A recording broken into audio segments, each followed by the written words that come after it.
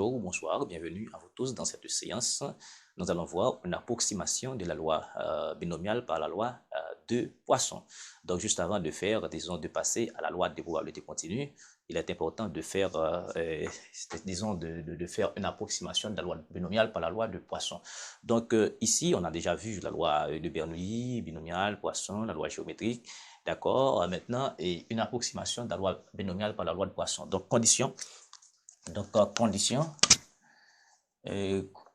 conditions pour, d'accord, les conditions, c'est que pour faire une approximation de la loi binomiale par la loi de Poisson, il faut que n doit être grand, d'accord, et p petit, d'accord, et voilà, et ici, n, c'est le nombre d'épreuves, d'accord, et puis p, c'est la probabilité de succès.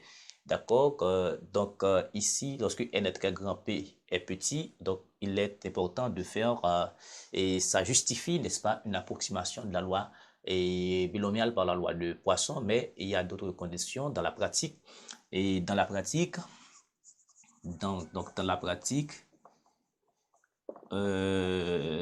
disons, quand on va faire des exercices, il faut que d'abord, pour que l'on fasse, disons, une approximation de la loi normale, de la loi binomiale par la loi de Poisson, il faut que d'abord n, d'accord, supérieur ou égal à 30. Bon, il y a des livres qui donnent 20. D'accord, il y a des livres qui donnent n supérieur ou égal à... Et il y a des livres qui donnent n supérieur ou égal à 30. D'accord, et n supérieur ou égal à 50. Mais une chose est certaine, c'est que n, d'accord, supérieur à la 20, et que, disons, P est de l'ordre de 1 dixième, d'accord, P est de l'ordre inférieur ou égal à 1 dixième, disons 0,1, alors 0,10, d'accord, mais on trouve une meilleure approximation, d'accord, une approximation de plus en plus bonne dans la mesure où, d'accord, on trouve, disons, on en trouve une approximation, d'accord, alors de plus en plus juste, juste, lorsque n supérieur ou égal à 100 et que, d'accord, et que après, et que np, d'accord, np inférieur ou égal à 5. Ici, on peut appliquer,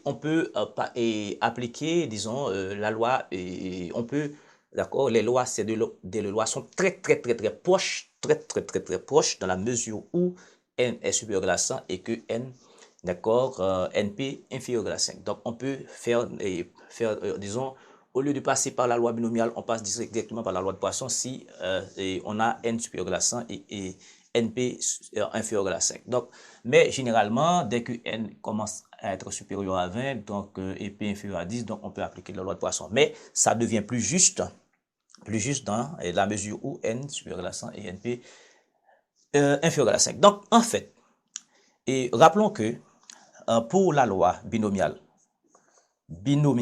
la loi binomiale, qu'est-ce qu'on a? On avait x suit une loi binomiale, c'est que x suit une loi binomiale du paramètre np. Qu'est-ce qu'on avait? On avait comme caractéristique, c'est que e de x égale à, alors e de x, la loi binomiale, e de x égale à np. D'accord? L'espérance mathématique, c'était np. D'accord? np, et puis bon, variance, c'était npq. D'accord? npq. Bon, on n'a pas, la variance ne nous intéresse pas, c'est ça qui nous intéresse. Maintenant, pour la loi de Poisson, d'accord? Loi de Poisson, d'accord? Qu'est-ce qu'on a? X suit une loi de Poisson du paramètre lambda, qui est le nombre de réalisations, le nombre d'événements. D'accord? Maintenant, qu'est-ce qu'on a? On a, c'est que l'espérance de x égale à le nombre de gradations et la variance aussi égale au nombre de gradations. Eh bien, il faut remarquer qu'est-ce qu'il y a? L'espérance de la loi de Poisson, c'est l'espérance de la loi binomiale. Donc, on peut, disons, égaler NP avec lambda. Donc, E de x égale à NP, E de x égale à lambda. Donc, on peut justement remplacer NP par lambda. Donc, et voilà. Donc, ça veut dire NP égale à lambda. Cela signifie que P égale à lambda sur N. Donc, si X suit une loi binomiale de paramètre NP, en approximant la loi binomiale par la loi de Poisson, eh bien, on va remplacer P par lambda sur N. Donc, on va avoir une loi binomiale, n'est-ce pas, de paramètre N et lambda sur N. Maintenant, on sait que pour cas succès de la loi binomiale, on avait quoi? P de x égale à K succès. C'était combinaison de K dans N, d'accord, par PK, et puis 1 moins P fois 1 moins P fois N moins K. Donc, N, c'est le nombre d'épreuves.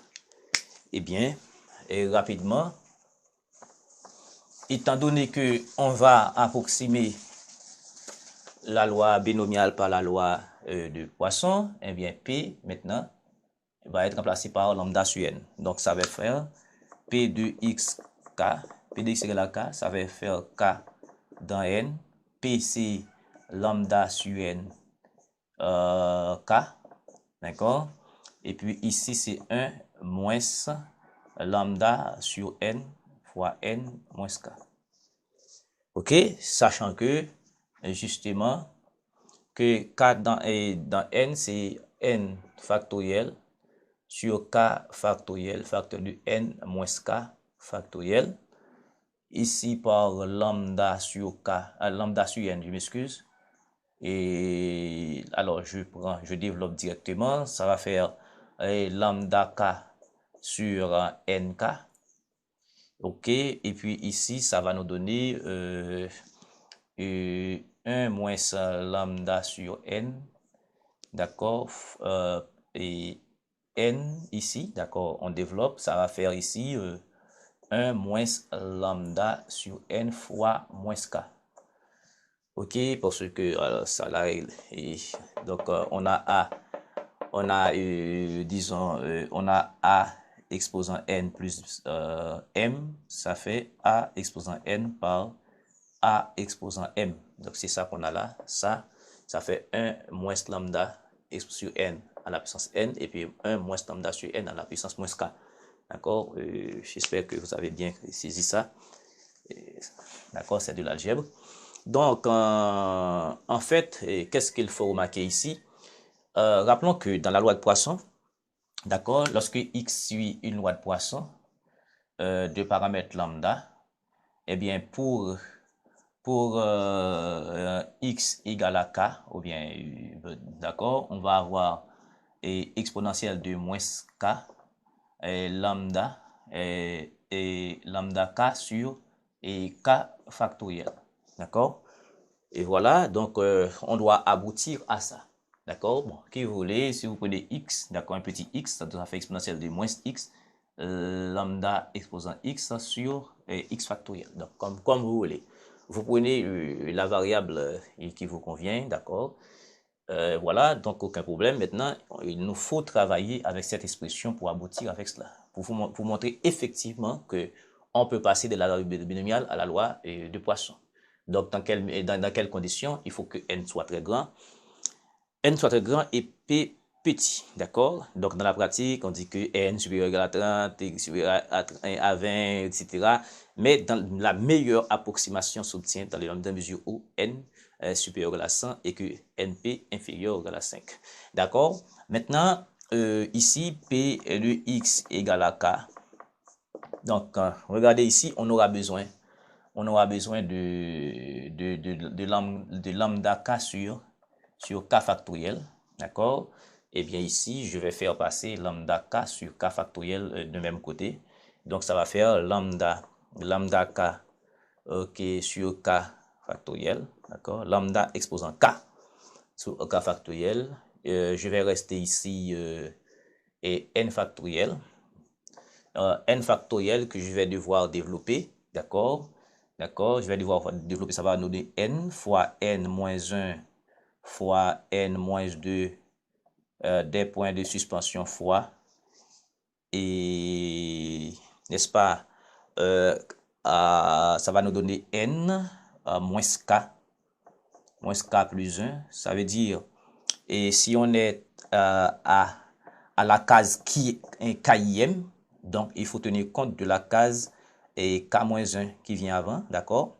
Donc on a n cases, donc ça va nous donner n, d'accord, facteur de n. Alors ça c'est n, disons, ce qui vient avant, donc c'est n moins ce qui vient avant. Ça veut dire moins k plus 1. Donc c'est pourquoi on met ça là, d'accord? Ok, donc ça c'est la formule fondamentale de l'analyse combinatoire. Donc j'espère que ça ne pose pas d'autres problèmes. D'accord, maintenant on développe n. D'accord, on développe n factoriel. On a déjà pris lambda k sur, d'accord, sur cela. D'accord, maintenant ensuite il nous faut un n, d'accord. Donc pour la dernière case, donc on aura n moins k factoriel. Et ici, on a nk. Nk, donc c'est nk fois. D'accord? Et c'est k facteur de n. OK? Donc nk c'est n par n. D'accord? Et puis n, donc ça veut dire on aura k facteur. OK? On aura k facteur. Donc ça veut dire, et ça va nous donner ici, OK?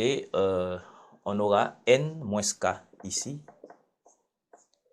au dénominateur, d'accord? Et puis n, ici, ça va nous donner n par des points de suspension fois n. Et de l'autre côté, on aura 1 moins lambda sur n à la puissance n, d'accord? Et puis 1 moins lambda sur n à la puissance moins k. OK, donc voilà. On a fait des petits calculs là, bon. Et ce que nous allons remarquer, il y a des simplifications à faire. Donc, on a n-k factoriel ici, et on a n-k factoriel, on peut simplifier. D'accord? Et puis, de l'autre côté, alors, bon, on peut laisser, ça va faire P de x égale à k. Ça va donner lambda sur k fois k factoriel.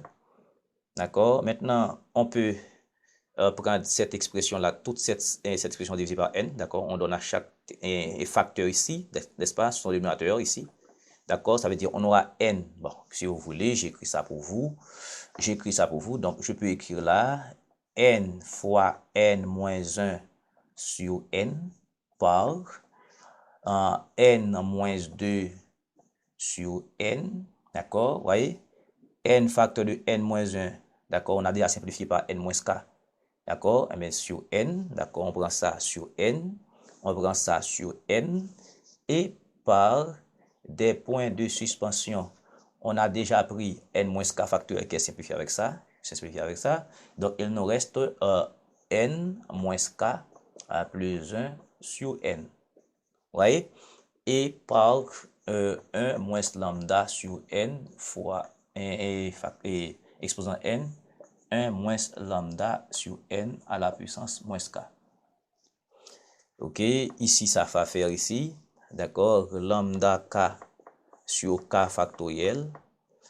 Ici nous simplifions, d'accord, alors n divisé par n ici, donc ça va faire, et ça va nous donner, disons, 1, d'accord, on aura, je dirais mieux, regardez, ici ça n'est plus, donc ici, non, laisse-moi vous dire, c'est n divisé par n, d'accord, d'abord, et puis n moins 1 sur n, donc voilà, il y a un n sur n d'abord, d'accord, il y a un n sur n, d'accord, il y a un n sur n, il y a un n sur n et puis n ici, d'accord? Ici, ça va faire 1.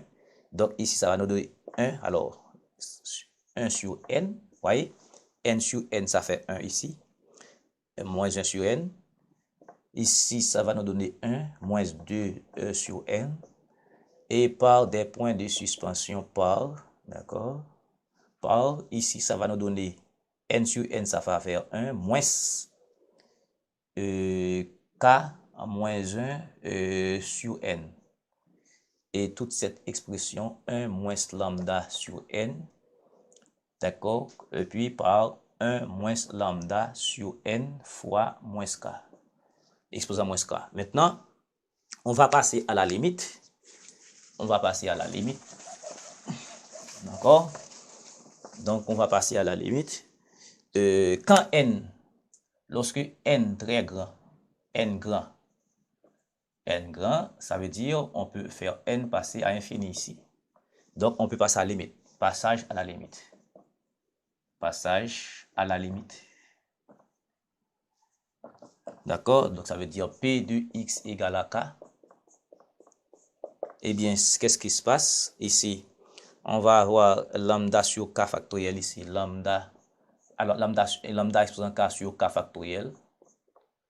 D'accord? On va passer à la limite de tous ces termes-là.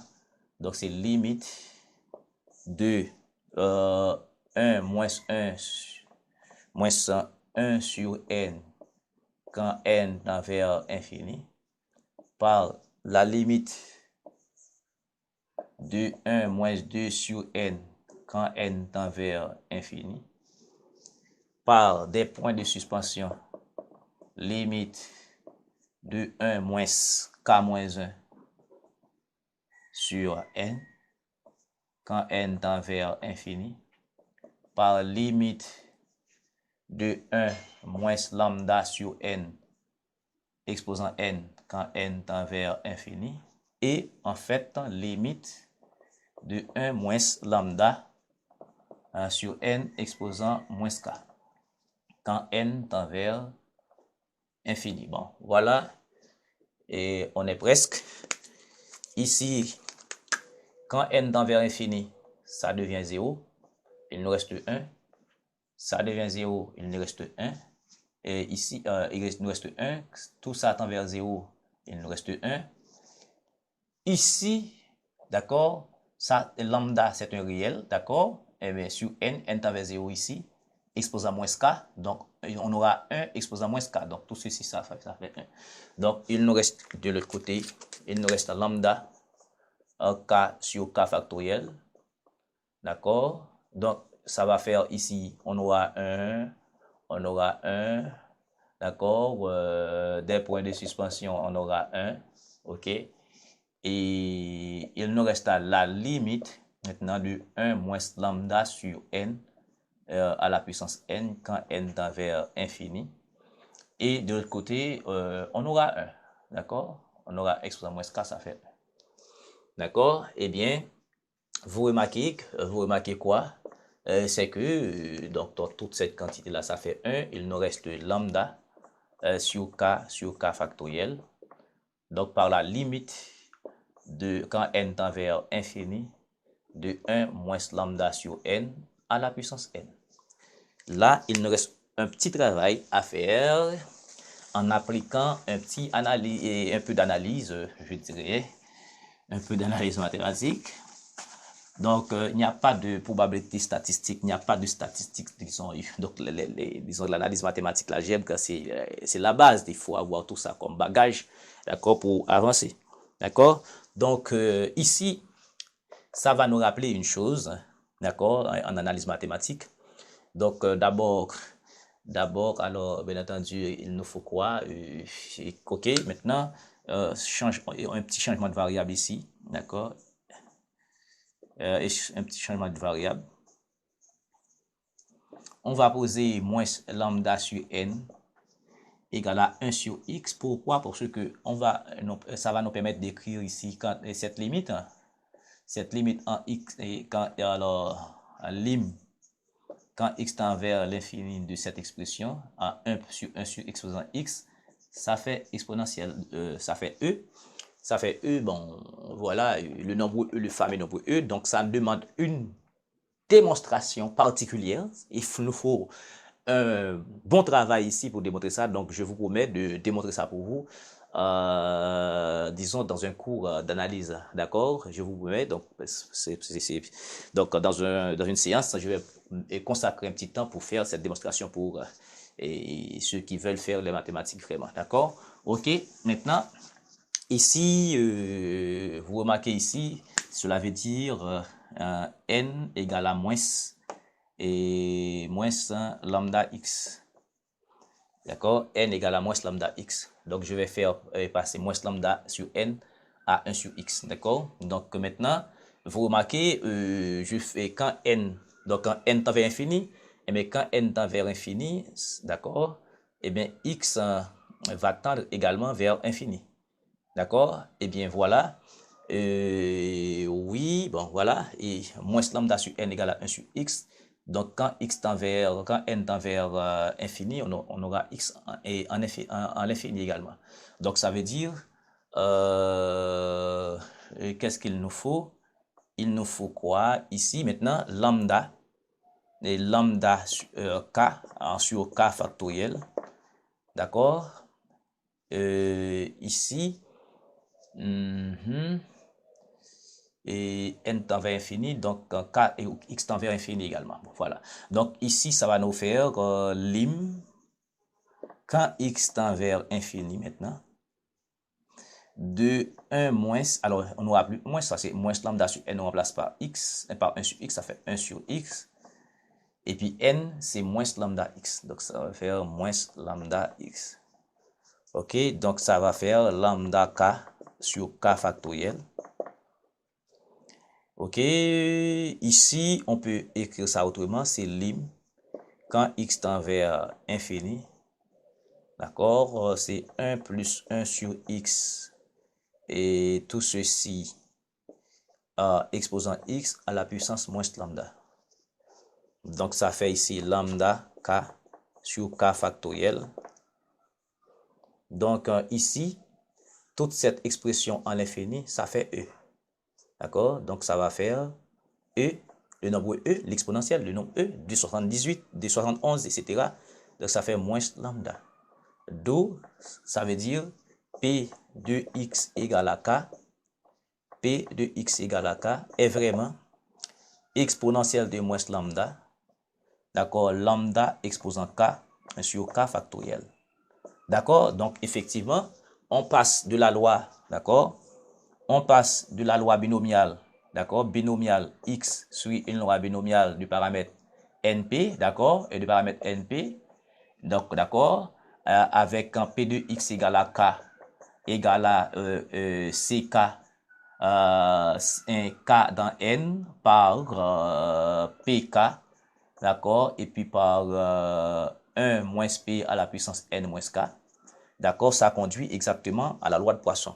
Donc, ça veut dire, on peut approximer une loi binomiale par une loi de Poisson. Dans quelles conditions? On vient de voir. Il faut que n soit très grand et que p est petit. D'accord? Mais je vous dis, vous allez avoir une très bonne approximation dans la mesure où n supérieur à la 100 et que np inférieur à la 5. Merci beaucoup de suivre cette séance.